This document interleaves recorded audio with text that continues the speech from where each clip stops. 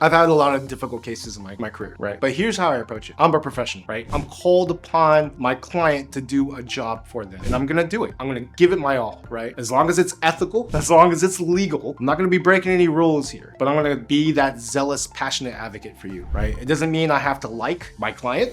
It doesn't mean I have to like everything that happened in this case. Obviously it helps, to have a really good rapport with your client, but I'm a professional, You hire me, I'm gonna give it my best, I'm gonna do my all, and I'm not gonna let any kind of personal feelings about anything color how well I do my job for you. So, it's tough. There are a lot of cases that deal with very sensitive issues, cases that have to do with child abuse, cases that have to do with domestic violence, and there are times where, I need to sit with the client. I need to tell them like, hey, we need to plot the best path forward, right? How do we address some of the issues that have come up that have put you in this situation, right? So maybe it's about taking parenting classes. Maybe it's about anger management. Maybe it's about getting alcohol or drug treatment.